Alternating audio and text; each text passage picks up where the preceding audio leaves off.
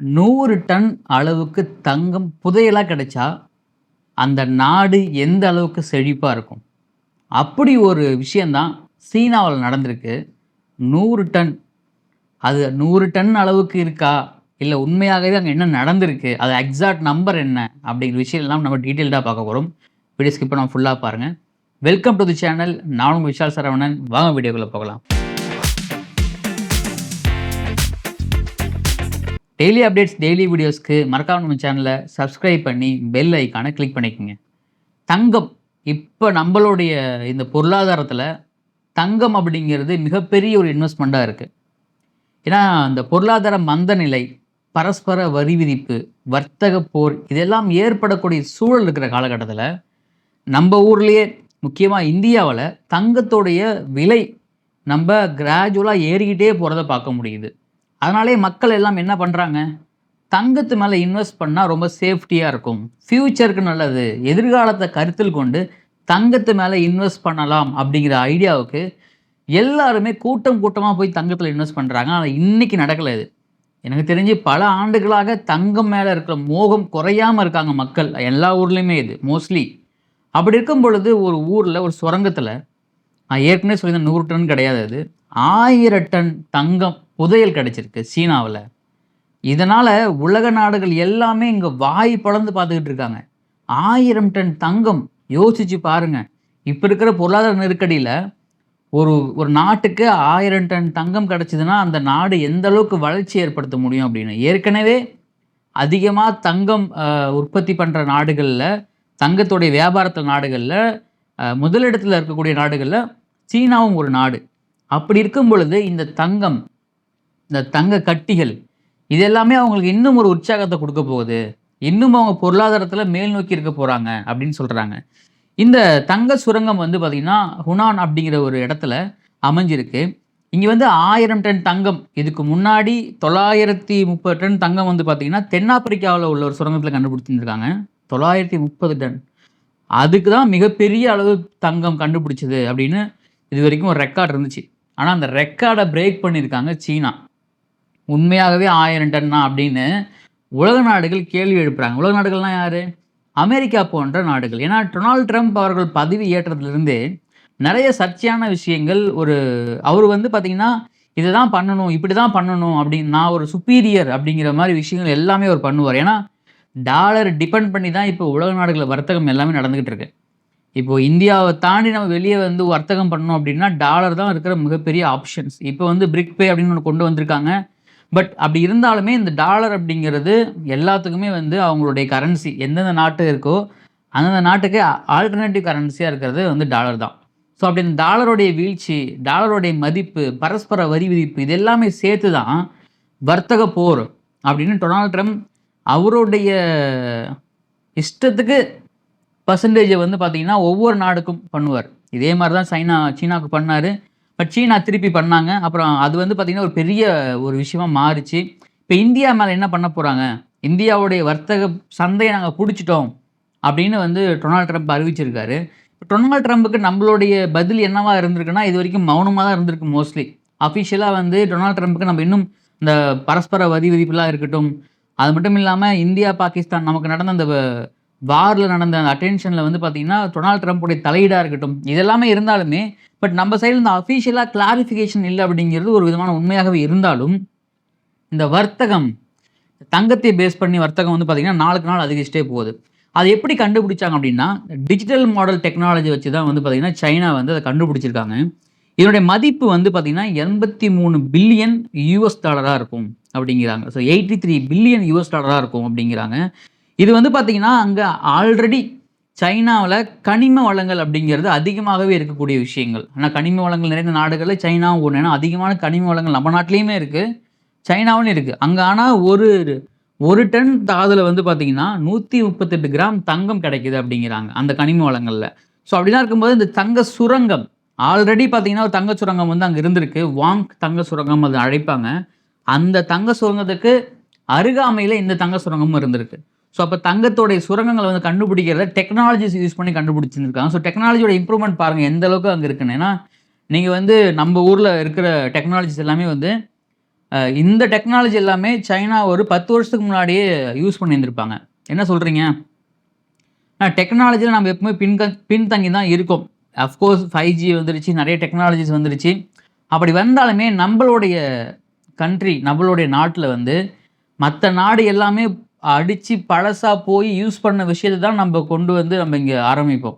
5G அப்படிங்கிறது நம்ம ஊரில் அஃபிஷியலாக வந்துடுச்சு அப்படின்னு சொன்னாலுமே, ஆனால் எக்ஸாக்டான 5G நம்ம யூஸ் பண்ணுறோமா? 5G சிம்பிள் காமிக்கும்.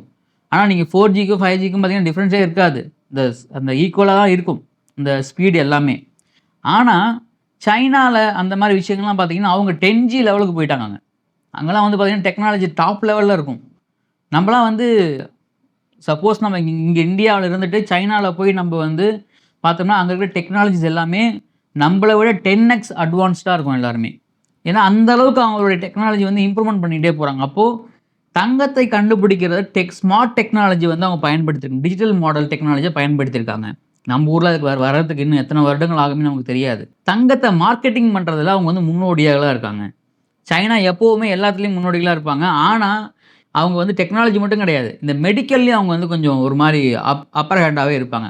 ஏன்னா நல்லாவே தெரியும், கொரோனா போன்ற வைரஸ் கிருமிகளை சைனாவிலேருந்து தான் அந்த அந்த வைரஸ் வந்து ஸ்ப்ரெட் ஆச்சு உலகம் ஃபுல்லாகவே.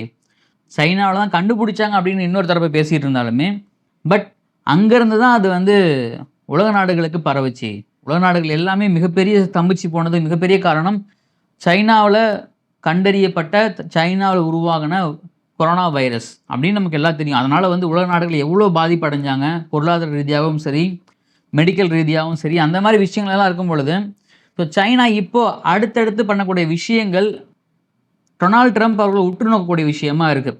ஒரு பக்கம் சைனாவுடைய அதிபருடைய பதவி காலம் முடிய போகுது, புதிய அதிபர் வரப்போகிறாரு அப்படின்னு சொன்னாலுமே, இந்த அதிபருடைய வேலைகள், ஏன்னா அந்த வர்த்தக போர் இருக்கு இல்லைங்களா, நீ பெரியாளா நான் பெரியாளா அப்படின்னு பார்த்துடலாம் அப்படின்னு வர்த்தக போரில் டொனால்ட் ட்ரம்ப்புக்கு ஈக்குவலாக, முக்கியமாக சொல்ல போனால் ஆசிய நாடுகளில் அமெரிக்காவை எதிர்த்து நின்ன ஒரே நாடு சைனா அப்படிங்கிற மாதிரி சொல்லலாம். ஏன்னா அந்த அளவுக்கு அவங்க வந்து இந்த வர்த்தக போரில் நீங்கள் 100% வரி விதிப்பு பண்ணிங்கன்னா நாங்கள் 150% பண்ணுவோம் சைனா, நீங்கள் 200% பண்ணிங்கன்னா நாங்கள் 300% பண்ணுவோம் அப்படின்னு எந்த அளவுக்கு காம்படிட் பண்ண முடியுமோ அதை விட பயங்கரமாக காம்படிட் பண்ணாங்க. அதுக்கப்புறம் யுஎஸ்ஏ அமெரிக்காவே முன் வந்து இந்த வரி விதிப்பை வந்து தற்காலிகமாக நிறுத்தி வச்சாங்க.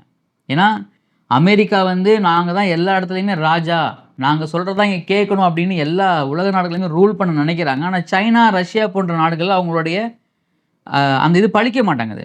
ஏன்னா அவங்க எல்லாத்துலேயுமே அட்வான்ஸ்டாக இருக்காங்க. யுஎஸ் எந்த அளவுக்கு அட்வான்ஸ்டாக இருக்கோ, அமெரிக்கா எந்த அளவுக்கு வந்து டெக்னாலஜியில் அட்வான்ஸாக இருக்காங்க, எந்த அளவுக்கு பொருளாதாரத்தில் அட்வான்ஸாக இருக்காங்களோ அதே மாதிரி தான் சீனாவும். அவங்களும் எல்லாத்துலேயும் அட்வான்ஸ்டாக தான் இருக்காங்க. பெரிய பாப்புலேஷன் உள்ள கண்ட்ரி தான், பெரிய நாடு தான். ஆனால் இருந்தாலுமே அவங்க அந்த ஆல்ரெடி வளர்ந்த நாடுகளில் ஒரு பட்டியலில் அவங்களோட இடம் வந்து பார்த்திங்கன்னா யாராலையுமே உடைக்க முடியாத இடமா இருக்குது.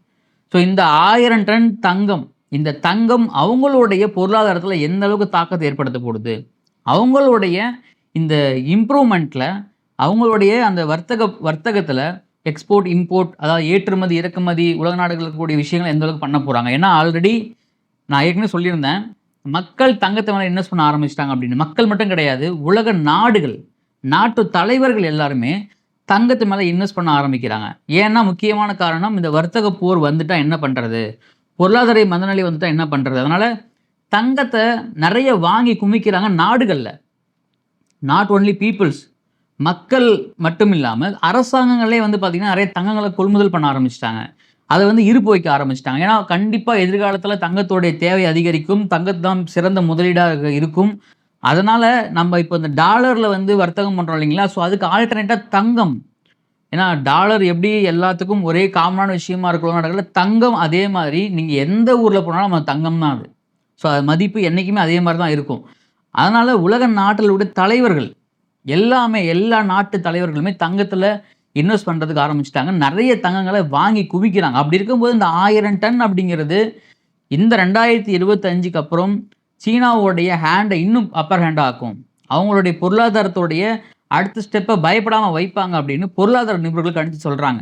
ஸோ இந்த விஷயத்தை வந்து நிறைய பேர் வந்து ஒரு கொஷின் பண்ணுறாங்க. இவங்க வந்து பொய் சொல்கிறாங்க, சைனா வந்து பொய் சொல்றாங்க. அது எப்படி 1000 டன் தங்கம் வந்து ஒரே இடத்துல கிடைக்கும்? அப்படின்னு பொய் சொல்றாங்க அப்படின்னு அமெரிக்கா உள்ளிட்ட நாடுகள் சந்தேகத்தை எழுப்புறாங்க. ஏன்னா இருக்கத்தானே செய்யும். எப்படி உங்களுக்கு கிடைச்சது? உண்மையான செய்தியா இல்ல? இல்ல உலக நாட்டு தலைவர்கள ஒரு மாரி யோசிக்க வைக்கிற செய்தியா? இல்ல வேற ஏதாவது மடைமாற்றம் பண்றது திசை திருப்புறாங்களா?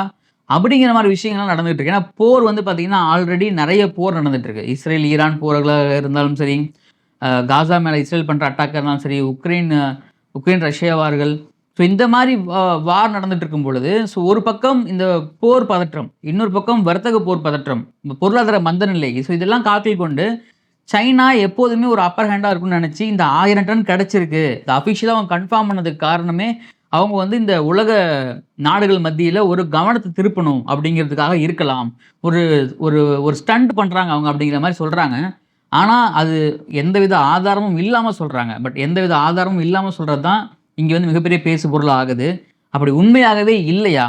சைனா உண்மை சொல்றாங்களா? பொய் சொல்றாங்களா? அப்படின்னு அது வந்து உண்மையாவே சைனாவுக்கு தான் தெரியும். ஏன்னா, இத வந்து நம்ம போய் உள்ள அலசி ஆராய்ஞ்சு, இத போய் இன்வெஸ்டிகேஷன் பண்ணி, இது எல்லாம் அவங்க வந்து எடுத்து முடிக்கிறதுக்கு 2, 3 வருஷம் ஆயிடும். ஸோ அப்படி இருக்கும் பொழுது உண்மையாகவே இருந்துச்சுன்னா, சைனா வந்து கண்டிப்பா அவங்க வந்து எல்லாத்துக்குமே அவங்க தான் ராஜா அப்படிங்கிற மாரி அவங்களுடைய ஹேண்ட் உழந்துரும். இல்ல இவங்க பொய் சொல்றாங்க அப்படின்னு அமெரிக்கா உள்ளிட்ட நாடுகள் குற்றச்சாட்டு வைக்கிறாங்க. அந்த மாரி பொய்யாக இருந்துச்சுன்னா, அவங்க வேற எதுக்கோ பிளான் பண்றாங்க அப்படிங்கிற மாரி புரிஞ்சுக்க முடியும். இத பத்தி கருத்துக்கள கமெண்ட்ல பதிவு பண்ணுங்க. இந்த வீடியோ புடிச்சிருந்தா உங்க ஃப்ரெண்ட்ஸ்க்கு ஷேர் பண்ணுங்க. லைக் பண்ணுங்க மறக்காம. டெய்லி வீடியோஸ்க்கு மறக்காம நம்ம சேனல சப்ஸ்கிரைப் பண்ணுங்க. நான் உங்கள் விஷால் சரவணன். நன்றி, வணக்கம்.